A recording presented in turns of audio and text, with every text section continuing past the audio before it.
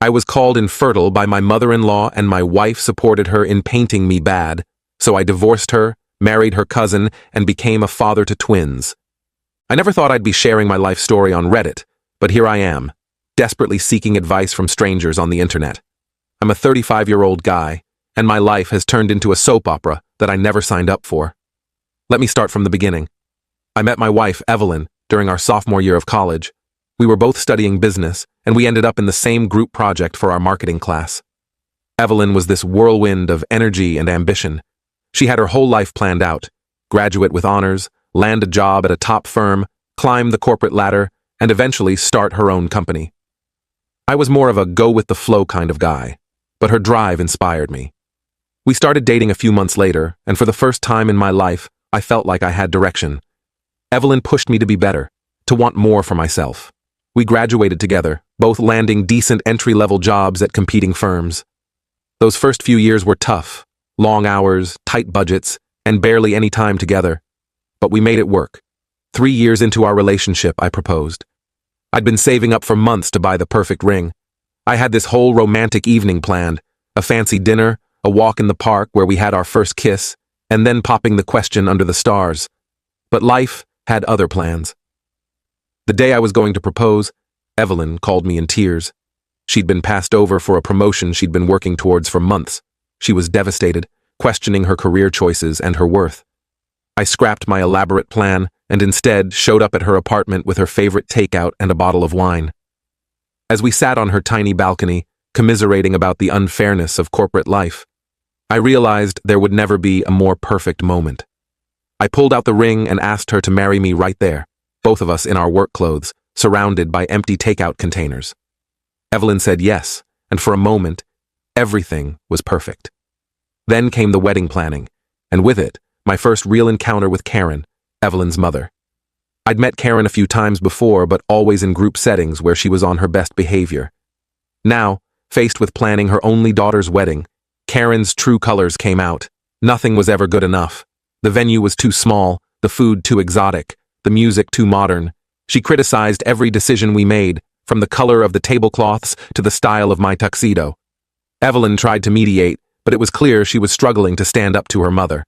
The breaking point came when Karen insisted we invite Evelyn's ex-boyfriend, Tom.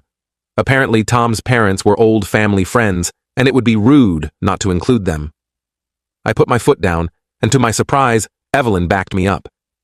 It was the first time I saw her really stand up to her mother, and I was proud of her.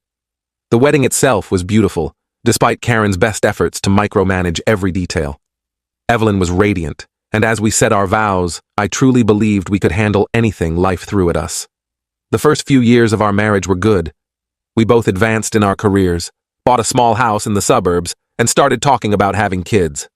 Evelyn wanted to wait until we were more financially stable, which I understood. We were doing well, but kids are expensive, and Evelyn had big plans for her career. Around our 5th wedding anniversary, I started feeling ready for fatherhood. My brother had just had his second child, and seeing him with his kids awakened something in me. I broached the subject with Evelyn, but she was hesitant. She was up for a big promotion and didn't want to jeopardize it with a pregnancy. I tried to be patient, but as another year passed, I couldn't help feeling like our life was on hold. We had endless discussions about the right time to have a baby, but there was always another reason to wait: a big project at work, a planned vacation, a possible job change. Finally, 2 years ago, Evelyn agreed it was time. We were both excited, imagining nursery colors and debating baby names. But as months passed with no positive pregnancy test, our excitement turned to worry. After a year of trying, we decided to see a fertility specialist. The doctor suggested we both get tested to rule out any issues. I went for my tests right away, eager to get answers. My results came back normal, which was a relief, but also added to the pressure on Evelyn. Evelyn, however, kept putting off her appointments. At first, it was understandable. She had a big presentation at work, then she caught a nasty flu. But as weeks turned into months, I started to get frustrated. Every time I brought it up, Evelyn would get defensive or change the subject. That's when Karen started getting involved. She'd call Evelyn constantly, asking if there was any news. When Evelyn would visit her parents, she'd come home upset, saying Karen had been pressuring her about grandchildren. I tried to be supportive, but I couldn't help feeling like Evelyn was letting her mother have too much influence over our lives. Things came to a head last Thanksgiving. We were at Karen's house, surrounded by family. Karen had been drinking wine all afternoon and was in rare form. She started going on about how all her friends were becoming grandmothers and how she was starting to feel left out. Then she looked right at me and said, "It's a shame Evelyn married someone who can't give her children. I always knew you weren't man enough." The room went silent. I felt like I'd been slapped. Evelyn just sat there, staring at her plate. I tried to explain that we were still trying, that these things take time, but Karen wouldn't let up. She kept making jabs about my masculinity, saying Evelyn should have married Tom instead. At least he came from good stock. I couldn't take it anymore. All the frustration from the past year came pouring out.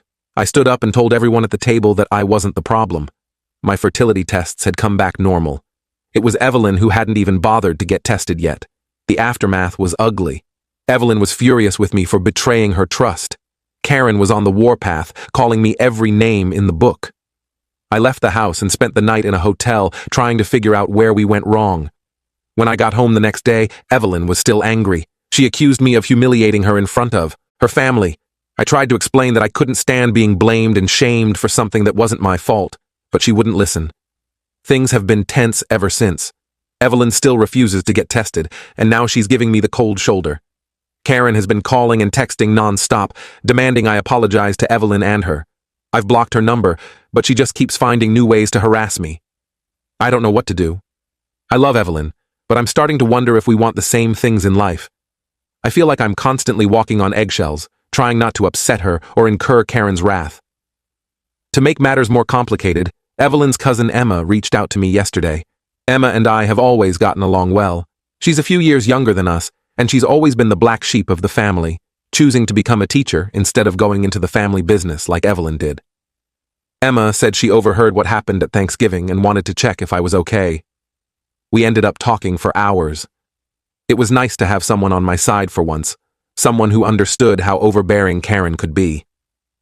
Now I'm at a crossroads. Part of me wants to fight for my marriage, to try and get Evelyn to see how toxic her relationship with her mother is. But another part is wondering if it's time to cut my losses. I'm 35 years old, and I want to be a father. I don't want to wake up at 45, bitter and childless, resenting Evelyn for robbing me of the chance to have a family. I never thought I'd be in this position. Any advice would be appreciated. Am I the asshole for defending myself? Should I have just kept quiet and let Karen continue to berate me?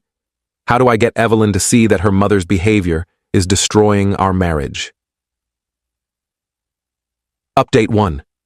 It's been a month since my original post, and to say a lot has happened would be an understatement. I want to thank everyone for their advice and support. Your comments really helped me gain some perspective on my situation.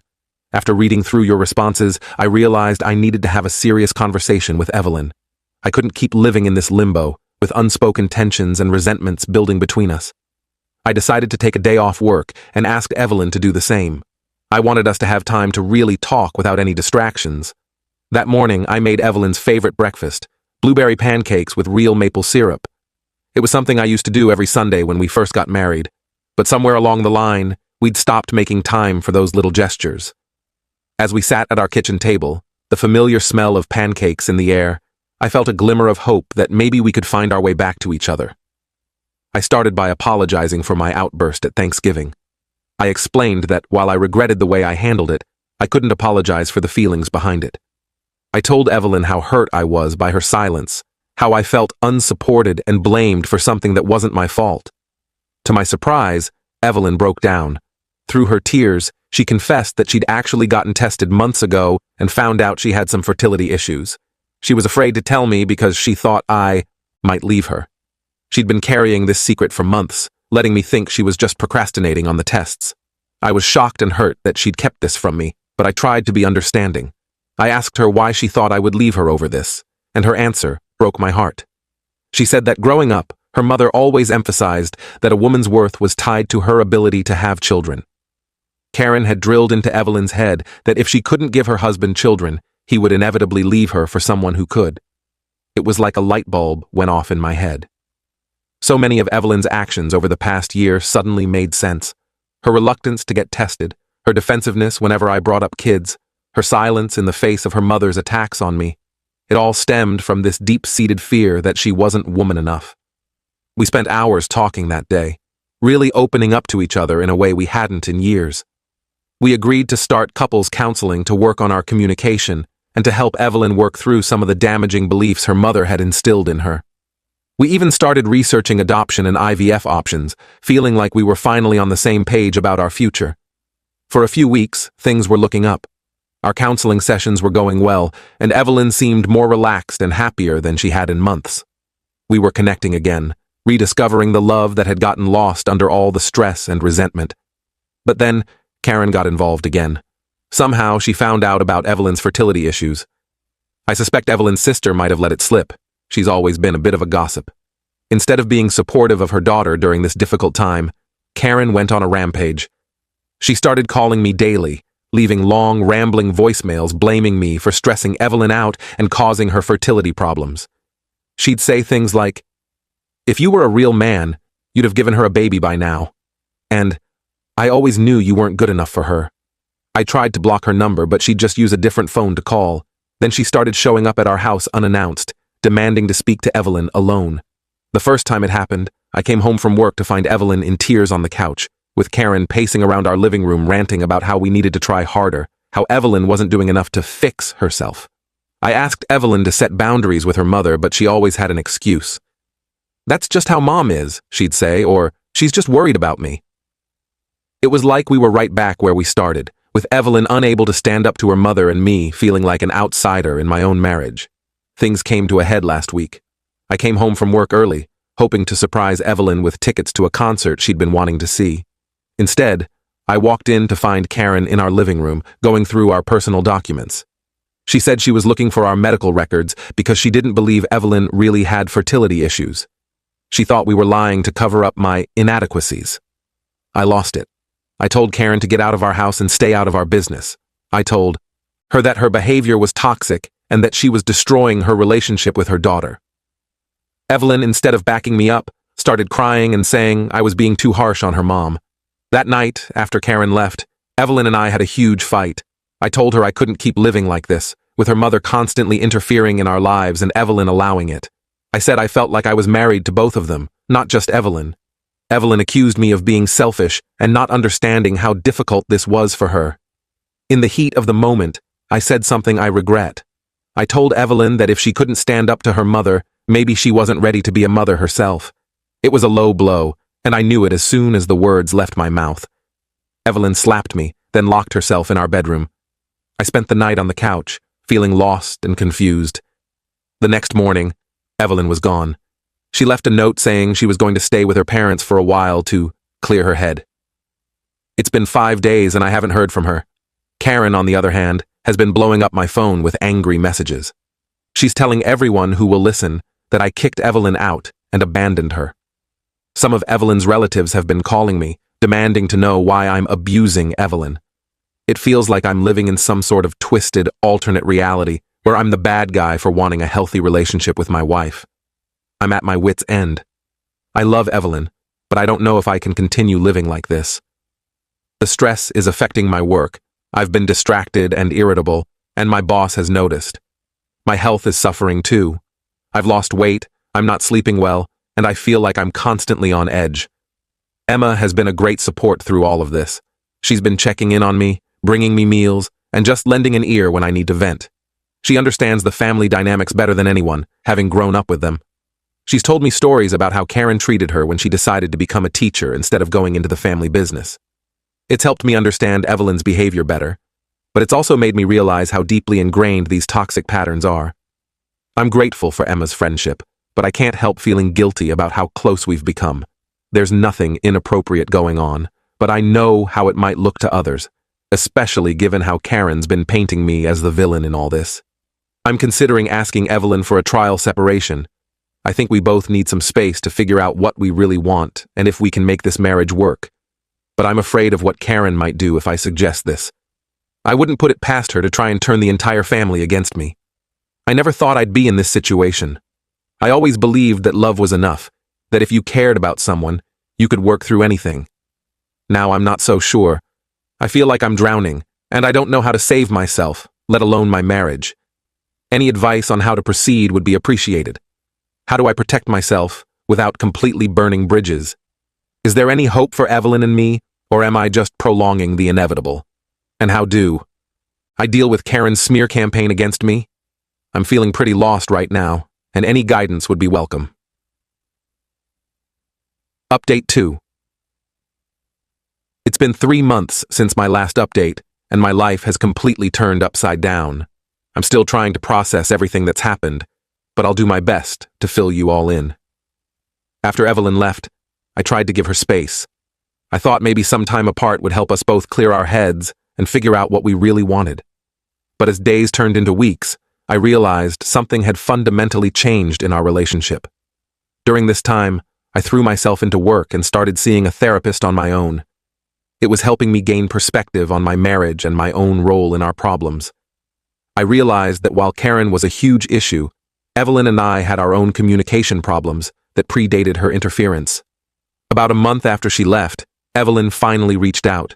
She wanted to meet at the cafe where we had our first date. I was hopeful that we could work things out, but that hope was quickly shattered. When I arrived at the cafe, Evelyn was already there, sitting at our old favorite table by the window. She looked tired and sad, but there was a resolve in her eyes that I'd never seen before. We ordered our usual drinks, a latte for her, black coffee for me, and for a moment, it felt like old times. But then Evelyn started talking, and I realized this wasn't going to be the reconciliation I'd hoped for. She told me she'd been doing a lot of thinking, and she didn't want to continue our marriage. She said she felt like we wanted different things in life, and that the stress of the past few months had shown her that we weren't compatible. I was stunned. I asked about couples counseling, about working on our communication, but Evelyn had made up her mind. She said she'd realized that she wasn't ready for children and might never be. She knew how important being a father was to me, and she didn't want to hold me back from that. What hurt the most was when she admitted that Karen had been a major influence in her decision. Apparently, Karen had convinced Evelyn that I was emotionally abusive and that she deserved better. Evelyn actually apologized for letting me mistreat her for so long. It was like she was parroting Karen's words, and I couldn't recognize the woman I'd married. Evelyn handed me divorce papers, already signed. She said her lawyer would be in touch about dividing our assets. Then she got up and left, leaving me sitting there with a cold coffee and the ruins of my marriage. The next few weeks were a blur. I threw myself into work, trying to distract myself from the pain. I stopped answering calls from Evelyn's family members, tired of defending myself against Karen's lies. My own family was supportive, but they lived across the country and couldn't offer much practical help. Emma was there for me through it all. She'd come over with takeout, force me to go for walks, and just sit with me when I needed company. She understood the family dynamics in a way no one else did, and it was comforting to talk to someone who knew exactly how manipulative Karen could be. As I spent more time with Emma, I started to see her in a different light. She was kind, supportive, and seemed to understand me in a way Evelyn never had. I found myself looking forward to our time together, feeling lighter and happier in her presence. One night, after a few too many beers, Emma confessed that she'd had feelings for me for years. She said she never acted on them out of respect for Evelyn, but now that we were getting divorced, she couldn't keep it in anymore. I was conflicted. Part of me felt like it was too soon, that I should be grieving my marriage, but another part recognized that Emma made me happier than I'd been in a long time. We agreed to take things slow, to give ourselves time to figure out if this was real or just a reaction to everything that had happened. We started dating quietly. I know it's not conventional, dating your soon-to-be ex-wife's cousin, but it felt right. Emma understood my pain and my history in a way no one else could. She encouraged me to keep going to therapy, to work through my feelings about the divorce and my fears about starting a new relationship. Of course, when Evelyn and Karen found out, all hell broke loose. Karen started spreading rumors about me and the family, saying I'd been cheating on Evelyn with Emma all along. Some family members who had previously been sympathetic to me now turned cold, believing Karen's lies. Evelyn was hurt and angry, accusing me of moving on too quickly. The irony of Evelyn being upset about me moving on when she's the one who left and filed for divorce wasn't lost on me. But I was done letting Karen and Evelyn control my life and my happiness. I know this update might make me sound like the bad guy, but I'm finally putting myself first. Emma and I are happy, and we're taking things one day at a time. The divorce is moving forward, and while it's painful, I'm actually feeling optimistic about the future for the first time in a long time. It's not the life I imagined for myself, but maybe it's the life I need. I'm learning to trust my own feelings and needs rather than constantly trying to appease others. It's a work in progress, but I'm getting there. Update 3. It's been a year since my last update, and what a year it's been. I never could have predicted where life would take me, but I'm happier now than I've been in a long time. The divorce was finalized 6 months ago. It wasn't easy. Karen tried to contest it, claiming I had been unfaithful throughout the marriage. Thankfully, my lawyer was able to disprove these allegations, and the judge saw through Karen's attempts to manipulate the proceedings. In the end, we settled on a fair division of assets, and I was able to keep the house. Emma and I are still together, and our relationship has only grown stronger. We moved in together 4 months ago, and it's been amazing. She understands me in a way Evelyn never did, and we communicate openly about everything. We've had our challenges, of course. Blending our lives hasn't always been smooth sailing, but we face everything as a team. The biggest news, though, is that Emma is pregnant, with twins. We found out a couple of months ago, and we're over the moon. It's ironic, considering all the fertility struggles with Evelyn. But I guess life has a way of surprising you. We weren't actively trying, but we weren't preventing it either. When Emma showed me the positive test, I felt a mix of joy, excitement, and fear that I'd never experienced before. We're converting the spare room into a nursery, and Emma's been reading every parenting book she can get her hands on. I'm nervous about becoming a father, especially to twins, but I'm also excited. Emma's calm confidence is reassuring. She keeps reminding me that we'll figure it out together. When we announced the pregnancy to our families, the reactions were mixed. Emma's parents were thrilled, but of course, Karen hit the roof. She started spreading more rumors, saying Emma had stolen me from Evelyn and trapped me with a pregnancy. It's ridiculous, but some people seem to believe her. Evelyn's reaction was unexpected. She reached out to me directly for the first time since the divorce. She congratulated us, but also expressed how hurt she was. I could understand her pain, and part of me felt guilty. But I also knew I couldn't live my life based on Evelyn's feelings anymore. We had a long, honest conversation that gave us both some closure. She admitted that she'd let her mother influence her too much, and that she regretted how things had ended between us. The pregnancy news seemed to be a wake-up call for Evelyn. She finally stood up to Karen, telling her to stop spreading lies about me and Emma. It was too little, too late for our relationship, but I appreciated it nonetheless. Evelyn and I aren't friends, but we're civil now, which is more than I expected. Karen tried to cause trouble one last time. She showed up at our house unannounced, demanding to speak to Emma. She tried to convince Emma that I would abandon her and the babies, just like I abandoned Evelyn. Emma, bless her, stood her ground and told Karen in no uncertain terms to stay out of our lives. I'm proud of how Emma handled the situation. She's strong in a quiet way, always sure of herself and our relationship. It's refreshing after years of walking on eggshells with Evelyn and Karen. As for me, I'm still in therapy, working through my issues from the marriage and preparing for fatherhood. I've reconnected with old friends who had drifted away during my marriage, and I'm building a support system independent of Emma's family. Work has been going well. I got a promotion a few months ago, which couldn't have come at a better time with the babies on the way. Emma's taking a year off from teaching after the twins are born, and my new salary will help us manage that. Looking back on everything that's happened, it's been a wild ride. There were times when I thought my life was falling apart, but now I can see it was just falling into place. Emma and I are excited to start our family, and I'm looking forward to this new chapter in my life. I know this might not be the happy ending some people expected, but it's my happy ending. Life doesn't always go according to plan, but sometimes the unexpected turns lead us exactly where we need to be. I'm grateful for the lessons I've learned, even the painful ones, and I'm looking forward to the future with hope and optimism.